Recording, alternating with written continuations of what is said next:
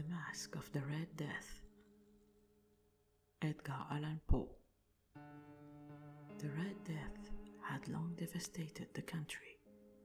No pestilence had ever been so fatal or so hideous. Blood was its avatar and its seal. The redness and the horror of blood. There were sharp pains and sudden dizziness, and then profuse bleeding at the pores, with dissolution. The scarlet stains upon the body, and especially upon the face of the victim, were the pest ban which shut him out from the head and from the sympathy of his fellow men. And the whole seizure, progress, and termination of the disease were the incidents of half an hour. But the Prince Prospero was happy and dauntless, and sagacious.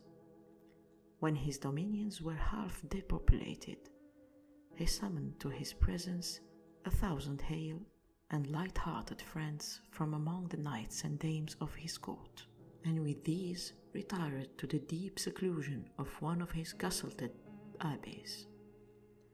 This was an extensive and magnificent structure, the creation of the prince's own eccentric yet august taste.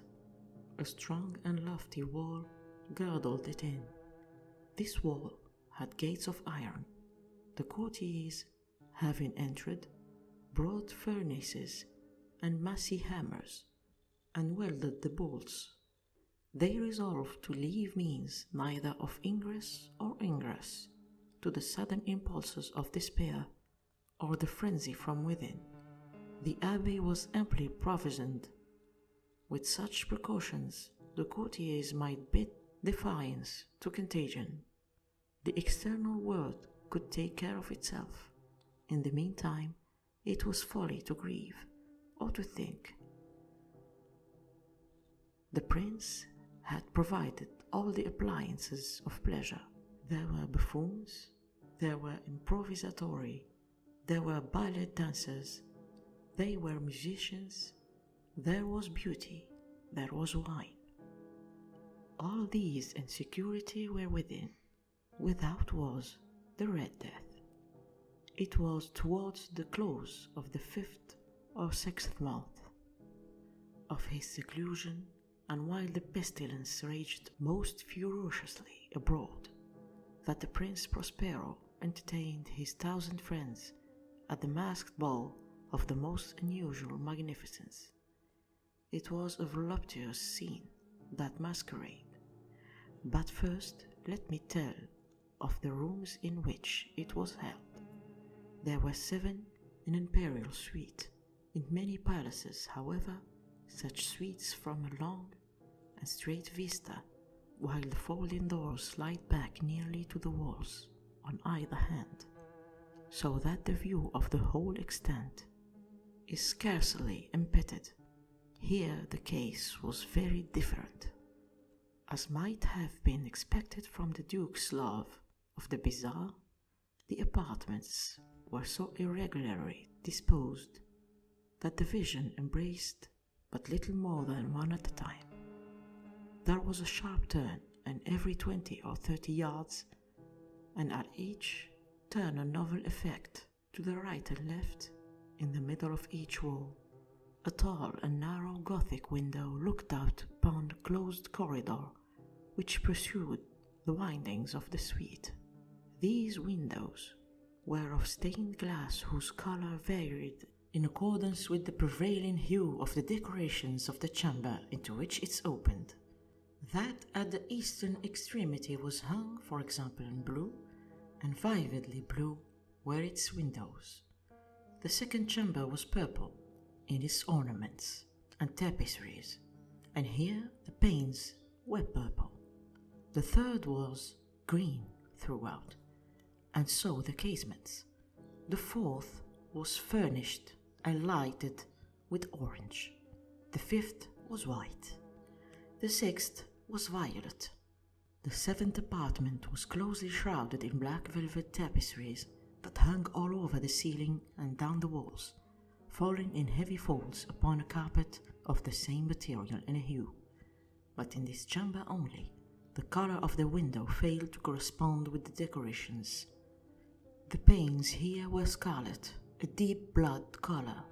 Now, in one of the 7 apartments, was there any lamp or candelabrum amid the profusion of golden ornaments that lay scattered to and fro depended from the roof? There was no light of any kind emanating from the lamp or candle within the suite of the chambers, but in the corridors that followed the suite, there stood opposite to each window a heavy tripod, bearing a brazier of fire that projected its rays through the tinted glass and so glaringly illuminated the room, and thus were produced a multitude of gaudy and fantastic appearances. But in the western or black chamber, the effect of the firelight that streamed upon the dark hangings through the blood-tainted panes was ghastly in the extreme, and produced so wild a look upon the countenance of those who entered, that there were few of the company bold enough to set foot within its precincts at all. It was in this apartment also that there stood against the western wall a gigantic clock of ebony. Its pendulum swung to the fro with a dull, heavy, monotonous clang, and when the minute hand made the circuit of the face and the hour was to be stricken, there came from the brazen lungs of the clock a sound which was clear and loud, and deep, and exceedingly musical, but of so peculiar a note and emphasis that at each lapse of an hour the musicians of the orchestra were constrained to pause momentarily in their performance to hearken to the sound, and thus the waltzers perforce ceased their evolutions, and there was a brief disconcert of the whole gay company. And, while the chimes of the clock yet rung, it was observed that the giddiest grew pale, and the more aged and sedate passed their hands over their brows, as if in confused reverie or meditation. But when echoes had fully ceased, light laughter at once pervaded the assembly. The musicians looked at each other and smiled, as if at their own nervousness and folly, and made whispering vows, each to the other, that the next chiming of the clock should produce in them no similar emotion, and then, after the lapse of 60 minutes, which embraced 3,600 seconds of the time that flies, there came yet another chiming of the clock, and then were the same disconcert and tremorousness and meditation as before. But, in spite of these things, it was a gay and magnificent reveal. The tastes of the Duke were peculiar. He had a fine eye of colors and effects. He disregarded the decora of mere fashion. His plans were bold and fiery, and his conceptions glowed with barbaric lustre. There are some who would have thought him mad. His followers thought he was not. It was necessary to hear and see and touch him to be sure that he was not. He had directed in great part the movable embellishments of the 7 chambers upon occasion of this grace feat, and it was his own guiding taste which had given character to the masqueraders. Be sure they were grotesque.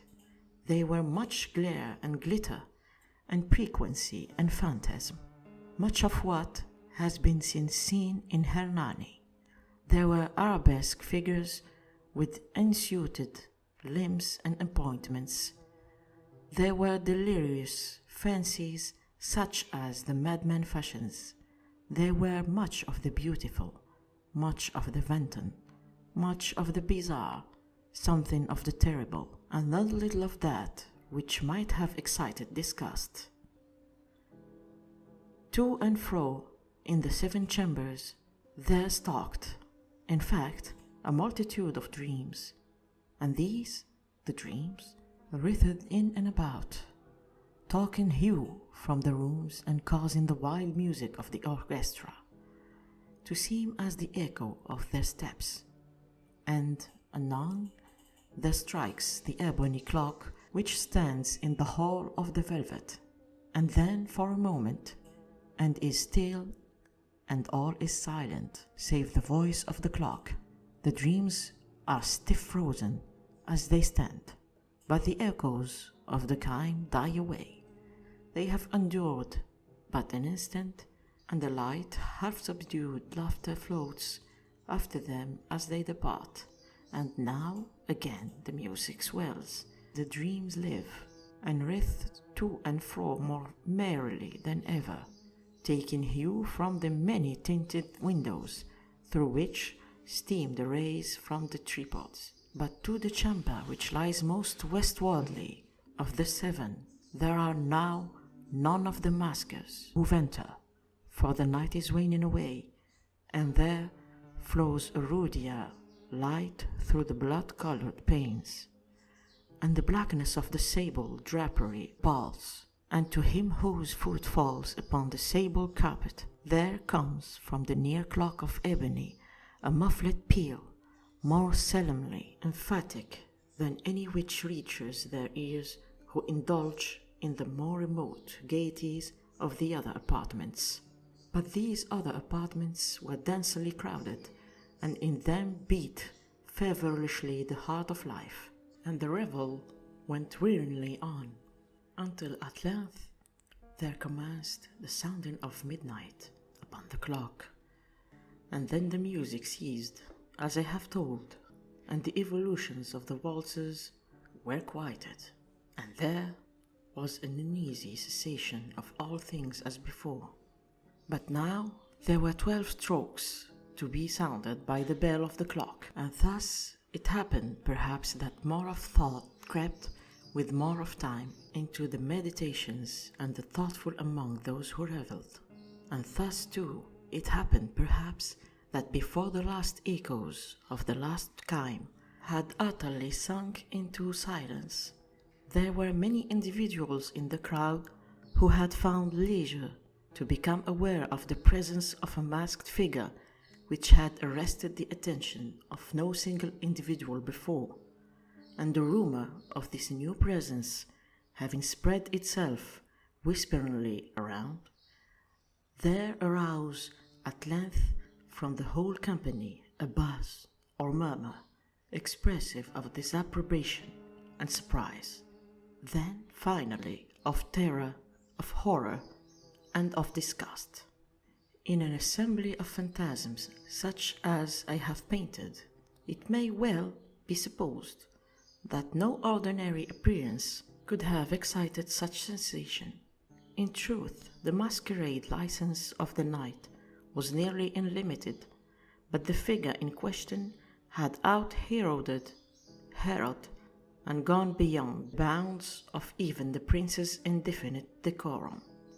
There are chords in the hearts of the most reckless which cannot be touched without emotion, even with the utterly lost, to whom life and death are equally jests. There are matters of which no jest can be made. The whole company, indeed, seemed now deeply to feel that in the costume and bearing of the stranger neither wit nor property existed. The figure was tall and gaunt, and shrouded from head to foot in the habiliments of the grave. The mask which concealed the visage was made so nearly to resemble the countenance of a stiffened corpus that the closest scrutiny must have had difficulty in detecting the cheat, and yet all this might have been endured, if not approved, by the mad revellers around. But the murmur had gone so far as to assume the type of the Red Death. His vesture was dabbled in blood, and his broad brow, with all the features in the face, was besprinkled the scarlet horror. When the eyes of Prince Prospero fell upon this spectral image, which with a slow and sullen movement, as if more fully to sustain its role, stalked to and fro among the waltzers, he was seen to be convulsed in the first moment with a strong shudder, either of terror or distaste, but in the next his brow reddened with rage. "Who dares?" he demanded hoarsely of the courtiers who stood near him. "Who dares insult us, this blasphemous mockery? Seize him and unmask him, that we may know whom we have to hang at sunrise from the battlements." It was in the eastern or blue chamber in which stood the Prince Prospero as he uttered these words. They rang throughout the 7 rooms loudly and clearly, for the prince was a bold and robust man, and the music had become hushed with the waving of his hand. It was in the blue room where stood the prince with a group of pale courtiers by his side. At first, as he spoke, there was a slight rushing movement of his group in the direction of the intruder, who at the moment was also near at hand, and now, with deliberate and stately step, made closer approach to the speaker.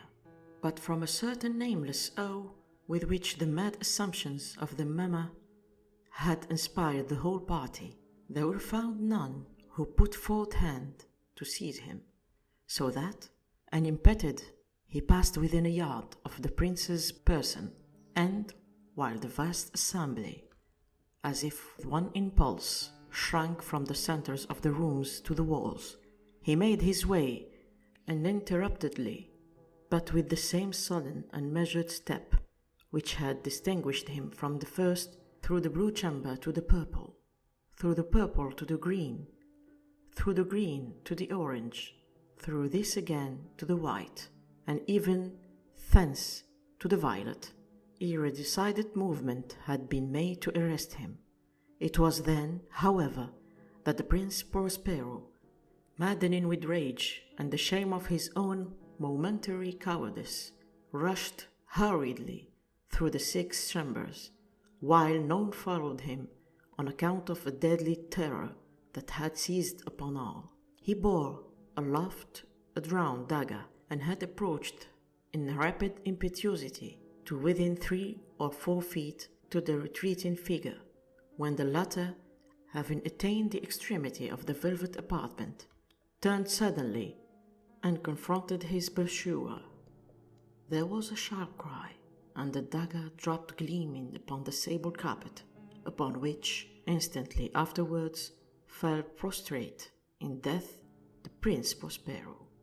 Then, summoning the wild courage of despair, a throng of the revellers at once threw themselves in the black apartment, and, seizing the mummer, whose tall figure stood erect and motionless within the shadow of the ebony clock, gasped in unutterable horror at finding the grave cerements and corpse-like mask which they handled with so violent and rudeness untenanted by any tangible form.